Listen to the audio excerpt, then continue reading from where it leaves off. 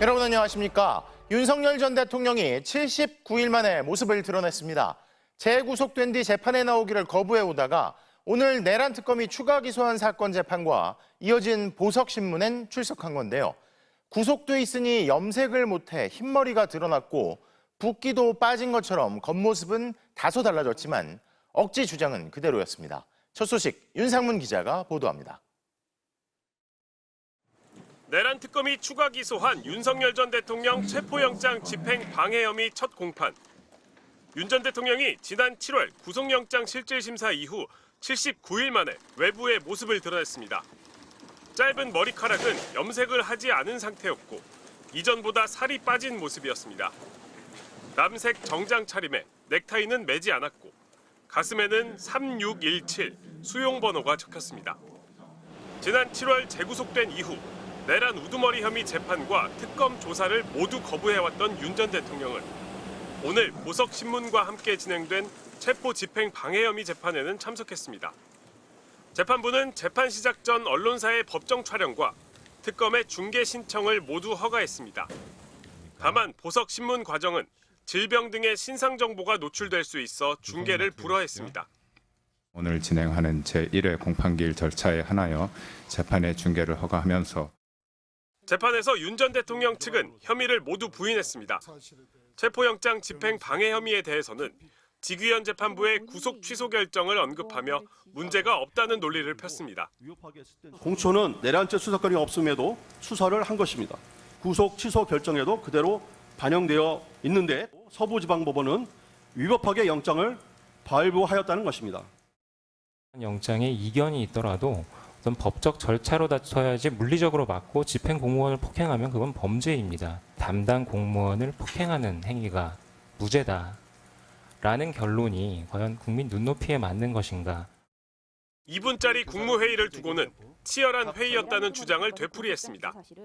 윤 전 대통령도 직접 한 차례 발언했는데 애초에 계엄 문건 사후 부서를 꾸미려 한 적이 없다고 주장했습니다.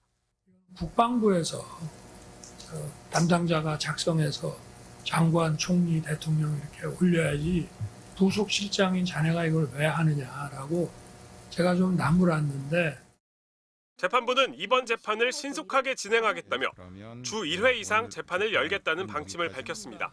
MBC 뉴스 윤상문입니다. 다음 소식입니다. 수사권과 기소권이라는 막강한 권한을 모두 가지고 있던 검찰청이 역사 속으로 사라지게 됐습니다. 검찰청 폐지를 골자로 하는 정부조직법 개정안이 조금 전 국회 본회의를 통과했는데요. 먼저 김세영 기자가 보도합니다. 이재명 정부 첫 정부조직 개편안이 국회 본회의를 통과했습니다. 정부조직법 일부 개정 법률안 대안에 대한 수정안은 가결되었음을 선포합니다. 수사, 기소, 기능 분리를 골자로 한 검찰 개혁안이 추석을 앞두고 국회 문턱을 넘은 겁니다. 정부조직법 개정안은 어제 저녁 6시 반쯤 상정됐습니다. 국민의힘이 무제한 토론, 필리버스터를 신청하면서 법안 통과를 막아섰는데 민주당과 조국혁신당 등 여권이 24시간이 지나 표결로 필리버스터를 중단시켰습니다.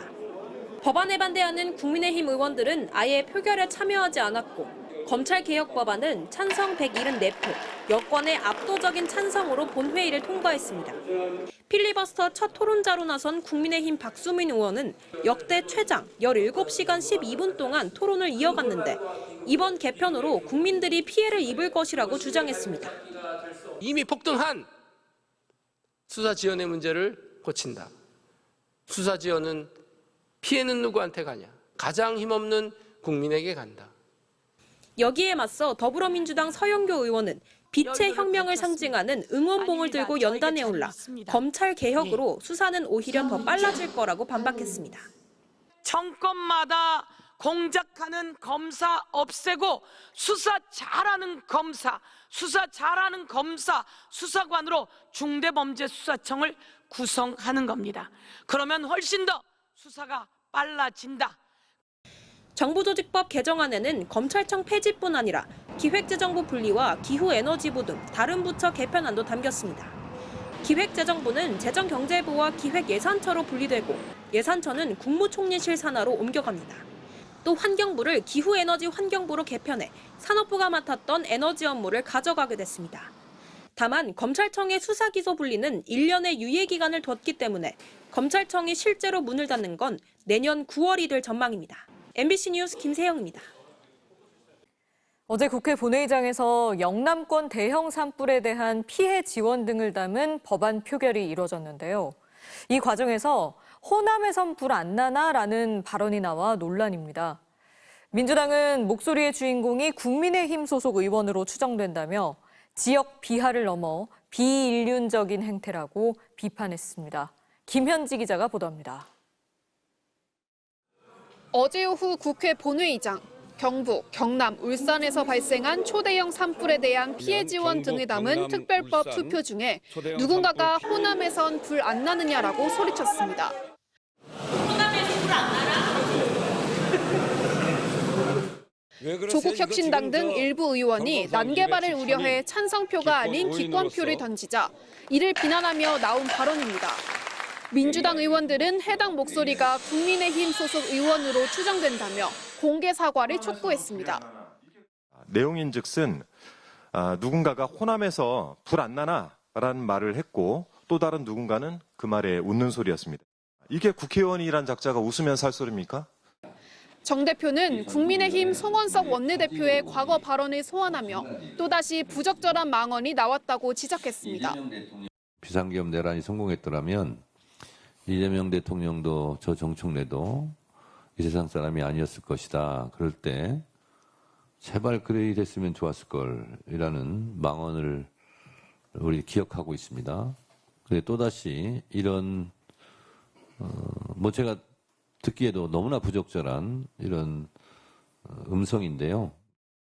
국민의힘은 국가적 재난을 처리하는 법안에서 특정 지명이 거론된 데 대해 송구스럽다면서도 다만 초당적 협력이 필요한 상황에서 조국혁신당 기권표가 다수 나온 데 따른 실망감에서 이어진 발언이라고 해명했습니다. MBC 뉴스 김현지입니다. 한미 관세 후속 협상이 난관에 봉착한 상황에서 트럼프 대통령이 대미 투자금은 선불이라며 압박 수위를 또 높였습니다. 투자가 관세 인하의 전제 조건임을 강조한 것으로 보이는데요. 또 대형 트럭, 의약품, 가구 등에 대해서도 고율 관세를 예고했습니다. 워싱턴 김정호 특파원의 보도입니다. 트럼프 대통령은 지금처럼 미국이 제대로 된 대우를 받은 적이 없다며 관세 자화자찬을 또 늘어놨습니다. 사례로 든 나라는 한국과 일본이었습니다. 한국과 합의한 투자 금액 3,500억 달러는 선불이라고 했습니다. In Japan, it's 550 billion. South Korea is 350 billion now. That's up front. We're taking in tremendous amounts of money with tariffs. We've never seen anything like it. 대미 투자가 관세를 깎아주는 선결 조건임을 또 못 박은 엄포이기도 합니다. 한술 더 떠 당초 합의한 우리 돈 490조 원, 3,500억 달러보다도 더 많은 돈을 내놓으라고 압박했다는 미국 언론 보도가 나왔습니다. 월스트리트 저널은 미국 상무장관 러트닉이 한국의 투자금을 좀 더 늘려 일본이 약속한 5,500억 달러에 가깝게 만드는 방안을 거론했다고 보도했습니다. 한미 후속 협상은 미국의 막무가내로 현재 난항입니다. 돈은 한국이 내는데 미국은 투자처를 자기들이 고르고 그것도 한국 외환 보유액의 80%인 3,500억 달러 대부분을 현금으로 달라고 요구하고 있습니다. It needs to be at a level where they can understand and accept it. Above all, it must be within the capacity of our Korean economy to handle. 한동안 뜸했던 트럼프의 관세 법석은 또 시동이 걸렸습니다.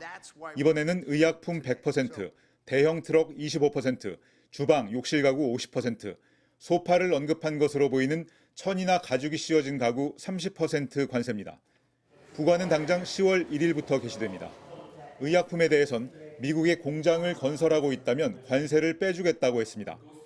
미국의 위대한 대형 트럭 제조사들이 외부의 맹공으로부터 보호받을 것이라고 했고 주방, 욕실 가구도 국가 안보를 이유로 들먹였습니다. 트럼프는 관세 전쟁 여파로 피해가 있을 미국 농민을 돕는 데 돈을 쓰겠다고 했습니다.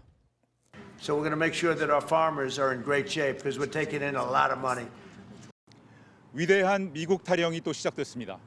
2심까지 불법 판결을 받은 상호 관세에 대한 대법원 결정을 앞두고 지지층을 결집하려는 의도가 엿보입니다. 워싱턴에서 MBC 뉴스 김정호입니다. 오늘 또 한강버스가 고장나 운항이 한때 차질을 빚었습니다. 정식 운항 9일 만에 세 번째 고장인데요. 그런데 고장난 배에서 내렸다가 다른 배를 탔더니 이번에는 또 다른 문제로 배를 되돌려 승객들이 거듭 불편을 겪었습니다. 차우영 기자의 단독 보도입니다. 한강버스 한 대가 도선장으로 들어옵니다. 오늘 낮 고장이 났다 수리를 마치고 시험 운항 중인 한강버스 104호입니다. 이 배는 낮 12시 30분 마곡 선착장을 떠나 잠실로 향했습니다. 하지만 출항 10분 만에 방향타가 이상해 배를 돌렸습니다. 안내 방송은 없었습니다. 마곡으로 되돌아온 승객 70명 모두 배에서 내렸습니다. 갑자기 중간에 가다가 회항을 하는 거예요. 뭐지 왜 돌지? 이랬는데 아무런 안내도 없이. 그런데 다른 배를 타고 다시 잠실로 떠났다 또 제자리로 돌아온 승객들도 있습니다. 두 번째는 아무 이유도 없이 그냥 돌아가지고 너무 진짜 더 어이가 없었죠. 알고 봤더니 오후 2시 출발 예정이었던 배가 고장난 배에서 내린 승객들을 태우고 원래 일정보다 40분 먼저 출발했다가 운영사가 돌려 세운 겁니다. 서울시는 승객들 항의가 빗발치자 선장이 자의적 판단으로 출항한 것으로 보인다고 설명했습니다. 원래 예정대로라면 한강버스 104호는 오늘 오후 3시 반 잠실을 출발해 지금쯤 한강 항복판을 지나고 있어야 하는데요. 고장으로 운항 일정이 취소되면서 이곳에 4시간째 머무르고 있습니다. 서울시는 방향타를 조정하는 유압 펌프 문제로 보고받았다면서 수리를 마치고 오후 6시 운항에 투입했다고 밝혔습니다. 선체 고장은 나흘 전에도 있었습니다. 오늘 고장난 배와 또 다른 배, 두 척에서 전기 개통 문제가 생겼던 겁니다. 오늘 고장까지 더하면 정식 운항 9일 만에 모두 3차례 고장이 난 겁니다. 이대로라면 서울시 기대대로 대중교통수단으로서 한강버스가 제 역할을 할 수 있을지 의문입니다. 안 그래도 배에 올라타면 구명조끼부터 먼저 찾아봐야 되겠다. 그 생각을 또 해봤고요. 안전 점검을 하고 사전에 철저하게 대비해서 시민들이 불안하지 않게. 서울시는 운항 중인 4척을 포함해 한강버스 8척 전부, 유압 프레스 등 내부 설비를 점검하겠다고 밝혔습니다. MBC 뉴스 차우영입니다.